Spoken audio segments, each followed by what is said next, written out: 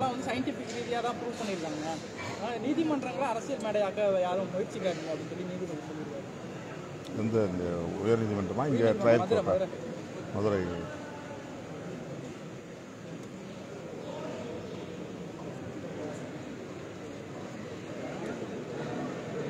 வேங்கை வயல் பிரச்சனை நமக்கு புதிய ஒன்றல்ல. தமிழகத்தில் ஏன் பிற மாநிலங்களிலும் கூட தலித்துகள் பாதிக்கப்படுகிற போது அவர்கள் அளிக்கின்ற புகார்களை உடனடியாக ஏற்றுக்கொள்வதில்லை. ஏற்றுக்கொண்டாலும் இருதரப்பிலும் வழக்கு போடுவது என்கிற நிலை, பாதிக்கப்பட்டவர் மீதே வழக்கு பதிவு செய்வது என்கிற நிலை வாடிக்கையான ஒன்றுதான். குடிசைகளை கொளுத்திவிட்டார்கள் என்று புகார் சொன்னால் நீங்களே உங்கள் குடிசைகளை கொளுத்திக் கொண்டீர்கள் என்றுதான் காவல்துறையினர் பாதிக்கப்பட்ட தலித் மக்களுக்கு எதிராக பேசுவதுண்டு. பல இடங்களில் அப்படி வழக்கும் பதிவு செய்திருக்கிறார்கள். படுகொலை நடந்தது என்று சொன்னால் கூட அப்பட்டமான படுகொலையாக இருந்தாலும் உடனடியாக அதை படுகொலை என்று காவல்துறை ஏற்றுக்கொள்வதில்லை. 174 CRPC என்கிற ஒரு பிரிவின் கீழ் வழக்கை பதிவு செய்து புலன் விசாரணை என்கிற பெயரில் அந்த வழக்கை இழுத்தடித்து ஒன்றுமில்லாமல் ஆக்கிவிடுகிற நிலை உண்டு. ஆகவே இது ஒன்றும் புதிய அணுகுமுறை அல்ல. இன்றைக்கு வேங்கை வயலில் இப்படி நடந்திருப்பது புலன் விசாரணையிலே கிடைத்த ஆதாரம் என்கிற அடிப்படையில் அப்போது வெளியிட்ட அதே ஆடியோ வீடியோ ஆகியவற்றைத்தான் இப்போதும் வெளியிட்டிருக்கிறார்கள். DNA பரிசோதனை நடக்கிறது என்று சொன்னார்கள். DNA பரிசோதனையில் என்ன ஆதாரம் கிடைத்தது, அந்த ஆதாரத்தின் அடிப்படையில் தான் இந்த முடிவுக்கு வந்தோம் என்ற விளக்கம் எதனையும் காவல்துறை தரவில்லை, தெளிவுபடுத்தவில்லை. ஏன் காலதாமதம் ஆகிறது என்று திரும்ப திரும்ப கேட்டபோது நாங்கள் DNA டெஸ்ட் செய்து கொண்டிருக்கிறோம் என்ற தகவலை கசிய விட்டார்கள். அதிகாரபூர்வமற்ற தகவலாக தந்தார்கள், ஒரு அன்அஃபிஷியல் இன்ஃபர்மேஷன்.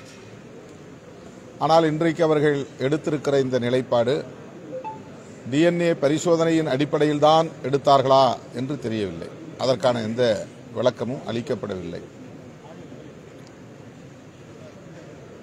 அந்த குடிநீரை அருந்தியதால் பலர் பாதிக்கப்பட்டு மருத்துவமனையில் அனுமதிக்கப்பட்டது அனைவரும் அறிந்த ஒன்று. குறிப்பாக குழந்தைகள் பாதிக்கப்பட்டார்கள். புகார் அளித்த கனகராஜ் என்பவரின் மகள் அதனால் பாதிக்கப்பட்டு மருத்துவமனையிலே அனுமதிக்கப்பட்டிருந்தார் என்பது உண்மை. 2 ஆண்டுகள் கழித்து அப்போது வெளியிட்ட அதே ஆடியோ, அப்போது வெளியிட்ட அதே படங்கள், அப்போது வெளியிட்ட அதே வீடியோ, இவைதான் ஆதாரம் என்று சொல்லுகிறார்கள். தாயும் மகனும் உரையாடியதை முன்னே பின்னே என்ன பேசினார்கள் என்பதையெல்லாம் வெட்டிவிட்டு அடித்தாலும் உதைத்தாலும் நீ ஒத்துக்கொள்ளாதே என்று அந்த தாய் சொல்லுவதை மட்டுமே வெளியிட்டிருக்கிறார்கள். நீ அதிலே சம்பந்தப்படவில்லை, ஆனால் உன்னை அச்சுறுத்துகிறார்கள், அடிக்கிறார்கள் என்பதனால் நீ பயந்து கொண்டு அந்த குற்றத்தை ஒப்புக்கொள்ளாதே என்றுதான் தாய் அறிவுரை சொல்லுகிறார். அடிக்கிறார்கள், மிரட்டுகிறார்கள் என்பதற்காக செய்யாத குற்றத்தை ஒப்புக்கொள்ளாதே என்கிற பொருளில்தான் அந்த அம்மையார் பேசியிருக்கிறார். ஆனால் அதுதான் ஆதாரம் என்கிறது காவல்துறை, CBCID. ஆகவே உள்ளபடியே இது பெரும் அதிர்ச்சியை தருகிறது. இந்த அடிப்படையில் தான் அந்த குற்றப்பத்திரிகையை ஏற்றுக்கொள்ள வேண்டாம் என்று நாங்கள் நீதிமன்றத்திற்கு வேண்டுகோள் விடுக்கிறோம். அறிவியல் ஆதாரங்களின் அடிப்படையில் தான் அந்த குற்றம் சாட்டப்பட்டவர்கள் யார் என்பதை நாங்கள் தீர்மானித்திருக்கிறோம் என்றால் அதனை ஏன் பொதுவெளியிலே அல்லது பாதிக்கப்பட்ட அந்த குற்றவாளிகள் என்று அடையாளப்படுத்தப்பட்டவர்களுக்கு தனிப்பட்ட முறையில் தெளிவுபடுத்தக்கூடாது? புகார் அளித்தவருக்கு சொல்லாமலேயே அவருடைய எஃப்ஐஆர் திருத்தப்படுகிறது. அவருக்கு எந்த தகவலும் தரப்படவில்லை. ஆகவே இந்த அணுகுமுறைகளில் இருக்கிற பிரச்சனைகள் தான், கோளாறுகள் தான் பல்வேறு கேள்விகளை எழுப்புகிறது. ஆகவேதான் நாங்கள் இன்னொரு ஆப்ஷன் என்கிற முறையிலே எங்களுக்கு நம்பிக்கை இல்லை என்றாலும் கூட, சிபிஐ மீது நம்பிக்கை இல்லை என்றாலும் கூட, அடுத்து இருக்கிற ஒரே ஒரு வாய்ப்பு சிபிஐ விசாரணை என்பதனால் சிபிஐ விசாரணை கேட்கிறோம். அந்த ஒரு வாய்ப்பையும் புலன் விசாரணைக்கு ஏன் பயன்படுத்தக்கூடாது? அவ்வளவுதான். எனவே மறுபடியும் நாங்கள் விடுதலை சிறுத்தைகள் கட்சியின் சார்பில் கேட்டுக்கொள்கிறோம். இப்போது விசாரித்துக் கொண்டிருக்கிற சிபிஐ தொடர்பான வழக்கை விசாரித்துக் கொண்டிருக்கிற உயர்நீதிமன்றம் சிபிஐ விசாரணைக்கு ஏன் இதை அனுமதிக்கக்கூடாது என்று ஒரு வேண்டுகோளாக விடுதலை சிறுத்தைகள் கட்சி முன்வைக்கிறது. ஆனால் பெரியாரிடம் வெங்காயம் தான் உள்ளது, எங்கள்கிட்ட எங்கள் தலைவன வெடிகுண்டே இருக்கு அப்படின்னு சொல்லி, நீ வெங்காயத்தை விஷயம் நான் அணிகுண்ட வெடிகுண்ட விஷயம் சொல்லி சீமான் சொல்லியிருக்காங்க. ஈரோடு பிரச்சாரம் பரபரப்புக்காக ஏதோ பேசுகிறார். இது ஒரு கால பொருத்தம் இல்லாதது, கருத்தியல் பொருத்தம் இல்லாதது, அரசியல் பொருத்தம் இல்லாதது. கவன ஈர்ப்புக்காக, பரபரப்புக்காக தன்னை நம்பி வரக்கூடிய இளைஞர்களின் உணர்ச்சிகளை தன்னுடைய அரசியல்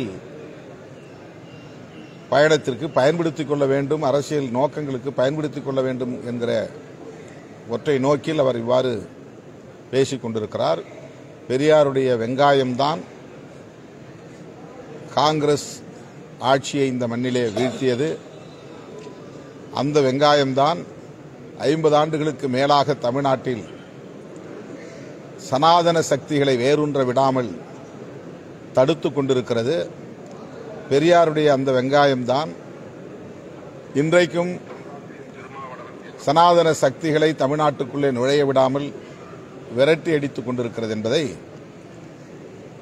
அவரை போன்றவர்கள் புரிந்து கொள்ள வேண்டும். பெரியார்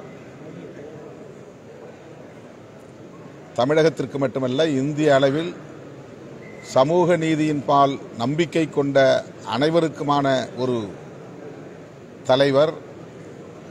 இன்றைக்கு சர்வதேச அளவில் அறிவியல் பூர்வமாக அனைத்தையும் அணுகக்கூடிய ஜனநாயக சக்திகளுக்கு நம்பிக்கை அளிக்கக்கூடிய ஒரு தலைவர். அவரை தனிப்பட்ட முறையிலே கொச்சைப்படுத்துவது ஏற்புடையதல்ல. இந்த போக்கை அவர் கைவிட வேண்டும் என்று நான் கேட்டுக்கொள்கிறேன். கடந்த சில நாட்களாகவே அவர் ஏற்கனவே பேசிய விஷயங்கள்லாம் பொய் அப்படிங்கிறத தொடர்ச்சியாக சொல்லிட்டு இருக்காங்க. சந்தோஷ் ஆகட்டும், அமரதாஸ் ஆகட்டும், அதை எப்படி பார்க்குறீங்க? அது குறித்து நான் கருத்து சொல்ல விரும்பவில்லை. அது ஒரு விவாதிக்கப்பட வேண்டிய முக்கியமான பிரச்சனையும் இல்லை.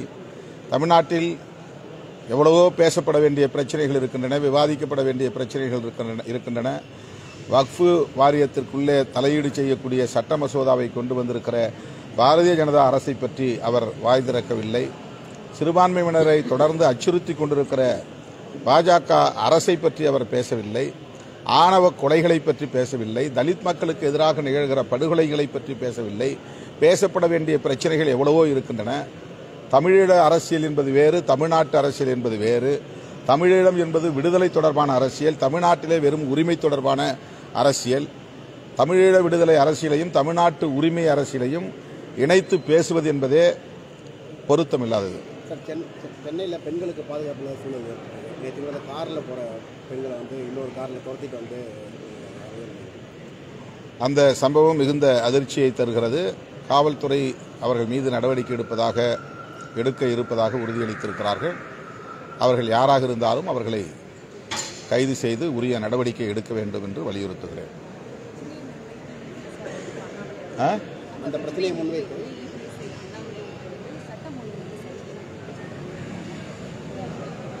அவங்க 24 மணி நேரமும் சட்டம் ஒழுங்கு சரியில்லை, சட்டம் ஒழுங்கு சரியில்லை என்று சொல்லிக் கொண்டிருப்பதே அரசியல் என்று எண்ணிக்கொண்டிருக்கிறார்கள். அதை தாண்டி மக்கள் பிரச்சனைகளை பற்றி அவர்கள் பேசுவதில்லை. திமுக அரசுக்கு எதிராக பேசுவது மட்டும்தான் அரசியல் என்று கருதுகிறார்கள். எந்த வகையில் சட்டம் ஒழுங்கு நல்லா இருக்குன்னு சொல்லுங்க. மக்கள் எல்லாம் அமைதியாக இருக்கிறோம், சமூக நல்லிணக்கம் இருக்கிறது, பெரிய பதற்றம் எதுவும் இல்லை.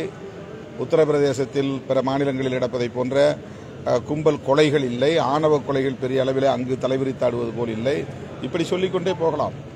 பிரச்சனைகள் தலித்துகளுக்கு எதிரான பிரச்சனைகள் அங்கொன்றும் இங்கொன்றுமாக நடக்கிறது இல்லை என்று சொல்ல முடியாது. ஆனால் ஒப்பீட்டளவிலே பிற மாநிலங்களை பார்க்கிற போது தமிழ்நாடு மிக சுமூகமான முறையிலே இயங்கிக் கொண்டிருக்கிறது. மசோதா வந்து ஜேஏசிக்கு போனதே வந்து பெரிய பாசிட்டிவா வந்து எதிர்க்கட்சிகள் வந்து பார்த்தாங்க. இப்போ அதை வந்து புறக்கணிச்சுட்டு அந்த மசோதா வந்து தாக்கல் பண்ண இதுதான் இப்படிப்பட்ட ஒரு அநீதியை இங்கே யார் பேசுகிறார்கள்? இதையே அண்ணாமலை இதை பற்றி என்ன சொல்ல போகிறார்? இபிஎஸ் ஏன் இதை கண்டிக்கவில்லை? இதே வேங்கவேல் பிரச்சனை சம்பந்தமாக எதிர்க்கட்சித் தலைவர், பிரதானமான எதிர்க்கட்சித் தலைவர் எடப்பாடி பழனிசாமி அவர்கள் ஏன் கையில் எடுத்து போராடக்கூடாது, ஏன் போராடவில்லை? அப்ப அவர் அமைதியாக இருக்கிறார் என்றால் அவர் அரசு எடுத்த நிலைப்பாடு சரி என்று ஒத்துக்கொள்கிறாரா என்ற கேள்வி எழுகிறது. இந்த பிரச்சனையில் ஏன் இப்படிப்பட்ட ஒரு சார்பு நிலை? வக்ஃபு வாரியம் சட்ட மசோதாவை நாடாளுமன்ற கூட்டு நடவடிக்கை குழுவுக்கு அனுப்புகிற போதே பெரும்பான்மையாக அதிலே பிஜேபி உறுப்பினர்கள் இருப்பார்கள். ஆகவே அவர்கள் எதிர்க்கட்சி உறுப்பினர்களின் கருத்துக்களை மதிக்க மாட்டார்கள், பொருட்படுத்த மாட்டார்கள் என்ற ஒரு கணிப்பு இருந்தது. அதுதான் இப்போது நடந்திருக்கிறது. எதிர்க்கட்சி உறுப்பினர்களை எல்லாம் வெளியேற்றிவிட்டு அவர்கள் மற்ற ஆதரவாளர்களை கொண்டு ஒரு நிலைப்பாட்டுக்கு வந்திருக்கிறார்கள். மக்களவையிலும் அதைத்தான் செய்தார்கள். இப்போது நாடாளுமன்ற கூட்டு நடவடிக்கை குழுவும் அதை தொடர்ந்து செய்திருக்கிறார்கள். எதிர்க்கட்சிகளின் உணர்வுகளை ஒருபோதும் இந்த அரசு அன்றைக்கும் சரி இன்றைக்கும் சரி மதித்ததில்லை, ஒரு பொருட்டாக எடுத்துக்கொண்டதில்லை. இந்த வேங்கவேல் தொடர்பாக சிஎம் சந்திச்சு சிபிஐக்கு மாற்றுவது குறித்து வலியுறுத்தினார். ஏற்கனவே நாங்கள் முதலமைச்சரை சந்தித்து இது குறித்து பலமுறை பேசியிருக்கிறோம். இந்த நிலைப்பாட்டுக்கு பிறகு இன்னும் சந்திக்கவில்லை. சந்திக்கிற சூழல் அமைந்தால் அல்லது தேவை இருந்தால் சந்தித்து இதை வலியுறுத்துவோம். மத்திய பட்ஜெட் தாக்கலாக இருக்கு சார், தமிழகத்துக்குரிய திட்டங்கள் எப்படி கிடைக்கும்? இது போன பிறகுதான் தெரியும். எப்போதுமே தமிழ்நாட்டை பாரதிய ஜனதா கட்சி அல்லாத ஒரு கட்சி ஆளுகிற மாநிலம் என்பதனால் அவர்கள் புறக்கணித்துக் கொண்டே வருகிறார்கள், ஓரவஞ்சனை செய்து கொண்டே வருகிறார்கள். அதுதான் இப்போதும் நடக்கப் போகிறது. இருந்தாலும் தமிழ்நாட்டிலிருந்து பிரதிநிதிகளாக நாங்கள் என்ன பேச வேண்டுமோ அதை பேசுவோம், வலியுறுத்த வேண்டியதை வலியுறுத்துவோம். தொடர்ந்து விவசாயிகள் அதிகமாக குரல் கொடுத்திருக்கிறாங்க.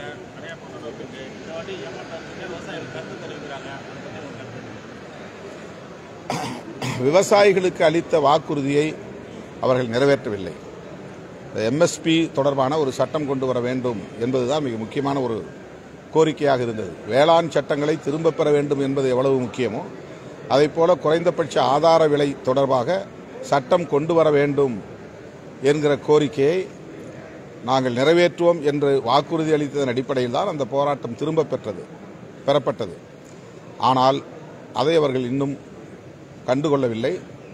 இப்போது மீண்டும் பஞ்சாப், ஹரியானா மாநிலங்களில் விவசாயிகள் அந்த கோரிக்கையை வைத்து போராடி கொண்டிருக்கிறார்கள். இந்தியா முழுவதும் அந்த கோரிக்கை வலுப்பெற்று வருகிறது. இந்த கூட்டத்தொடரிலாவது அந்த கோரிக்கையை இந்த அரசு நிறைவேற்ற வேண்டும் என்று நான் கேட்டுக்கொள்கிறேன்.